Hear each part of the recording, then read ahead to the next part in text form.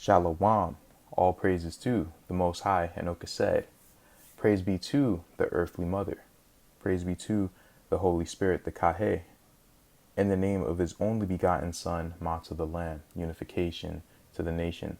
So brothers, this is going to be my first installment on the series that I'm doing on my research into the ancient, quote-unquote, Holy Roman Empire, and where could these events of the so-called New Testament taking place. Now, I'm going to do this in very small installments. There are going to be many parts to this because I like to see the different opinions and sources that I can get in the comment section. That way I can have or hope to have a much better presentation regarding the information. So, we're going to start on this topic first, just to get some brains moving, because what I've read in the medieval empire of the Israelites really was kind of astonishing. So, we're going to start here, all right? Besides the duplication of the very same heroes under various names, gigantic shifts in time of the events described have been detected. Among the most significant examples are the numerous coincidences of the numerical characteristics of the biographies of the Egyptian pharaohs and the emperors of the Holy Roman Empire.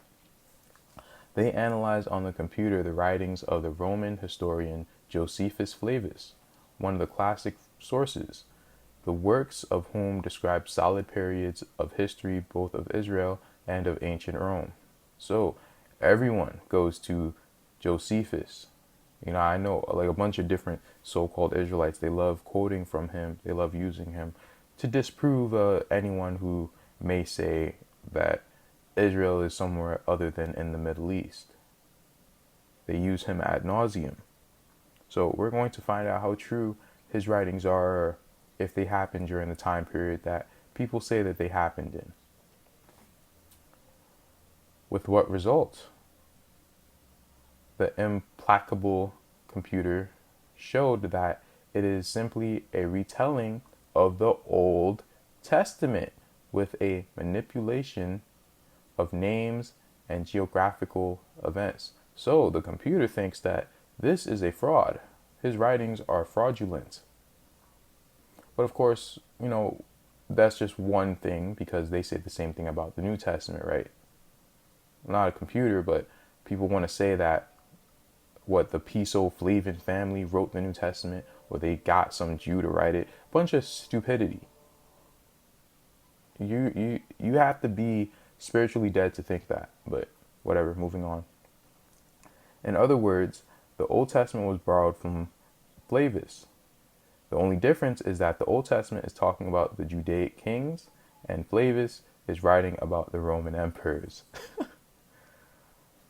So, all he did was change around the names and change the Judaic kings for the Roman emperors. That's what they're saying that he did.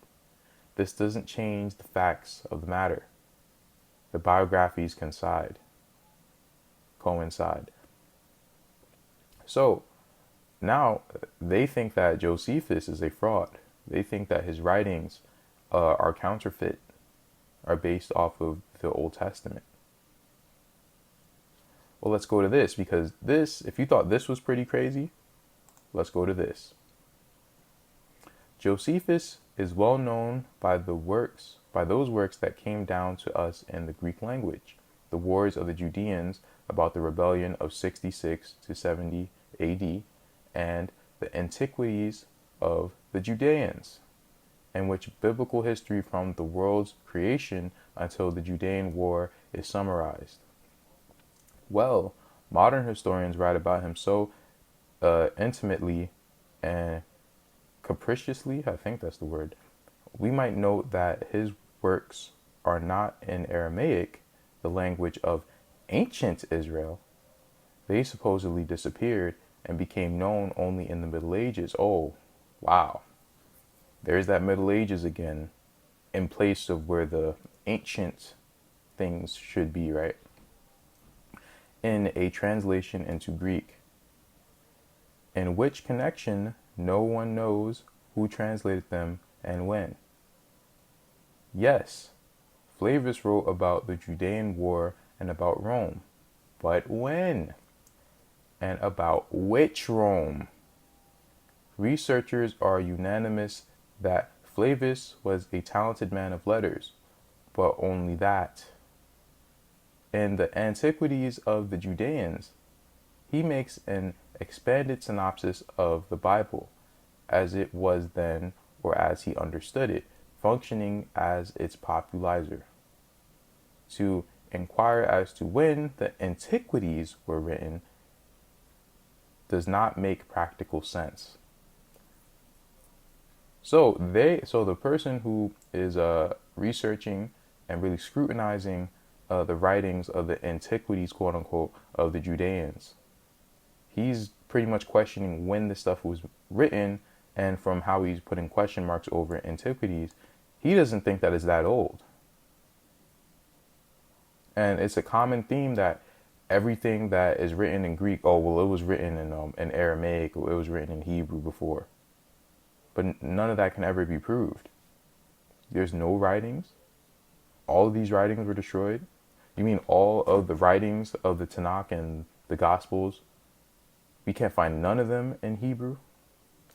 How does that make any sense? There's something off about that. Now, some people they use that to say, well, see, that means that the Greeks wrote the New Testament. No, because the people who came here, they thought that we were Greeks because we spoke Greek. All it means is that it's a lot more recent than people are making it out to be. My brother Izzy, he's Haitian, but he said that many Haitians have Greek names. That's a foreshadow for a video that will come up in the future. In the Judean War itself, there are places that testify to the fact that this composition was created after the voyages of the Spanish admiral and viceroy of, quote unquote, India, Christopher Columbus. That is, in the 16th century. Did you see this? I'll read it again. In the Judean War itself, there are places that testify to the fact that this composition was created after the voyages of the Spanish admiral and viceroy of India, Christopher Columbus, that is, in the 16th century, meaning this stuff was not compiled until 400, 500 years ago. Like everything else, like the King James Version Bible, like all of the books that we had. They didn't get a damn thing until they came over here. So where did this stuff take place?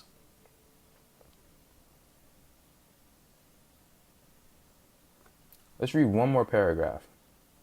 In fact, no. Let's keep reading down. Because this stuff is pure drop. It's just pure drop. We read very carefully in the text of Agrippa's fiery appeal to the residents of Jerusalem who had gathered on the square in front of the Hasmonean palace. The power of the Romans is invincible in all parts of the habitable earth. Rather, they seek for somewhat still beyond that, for all Euphrates is not a sufficient boundary for them on the east side, nor is Danube on the north, and for their southern limit, Libya hath been searched over by them. It is Cad's their limit on the west. Nay, indeed, they have sought for a new world beyond the ocean, and have carried their arms as far riches that were never known before. The wars of the Judeans. Whoops. New World, an expression that came into general use somewhat later than the time of Columbus. So they didn't even call it the New World during the time of Columbus. Oh my God. Is this for real? They didn't call this place the New World until after.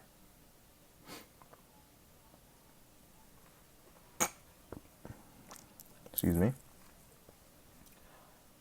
As is known, the Spanish admiral was firmly convinced that he had opened a new route to India and even to Asia as a whole. Where's India? Where's Asia? Wait, in fact, which India? Which Asia? Because India was not India. India was Indostan. This place was known as Asia. So the Americas was known as Asia, and the Asia is also known as Asia. But there's Asia Minor, and there's Asia Superior. Just how there's India Minor and India Superior. Just when did the Romans carry their arms beyond the ocean? See, I have to read this. I didn't even know this. But it seems like there was some sort of voyage that took place across an ocean. Was it the Pacific Ocean or the Atlantic Ocean? And you see the title of this video, so you know where I'm going with this. No one yet has decided to ascribe the discovery of America to the ancient Romans. Therefore, it remains only to establish that the author of the Wars of the Judeans lived not 1,500 years before Columbus, but several dozen years after him. It could hardly have been otherwise. And if it wasn't that he lived several dozen years after him, it was that they found these records over here and, they put their spin on them. And there are other ancient personalities whose names are well known to any educated person. We shall name a few of them. Excuse me. So that's all I'm going to cover for this, for this video. This book is crazy. This book is crazy. Actually, let me read one more. Cicero, as with all ancient authors, he became, I guess he meant well known to researchers only in the so-called Renaissance. The copies of the 9th to 10th centuries are considered the most ancient copies of Cicero's incomplete text.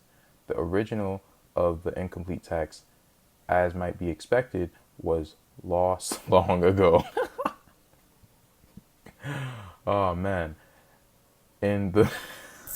I love the sarcasm. In the 14th to 15th centuries, interest in Cicero grows to such an extent that near the 1420 Milan professor Gasparino de Barzizza undertook a risky job to fill in the gaps of the incomplete text with his own additions for the sake of coherency. So that's about it. Hey, I have a lot more to share.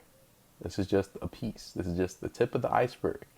Next, we're going to get into the possible voyage that these ancient, quote-unquote, Romans could have taken.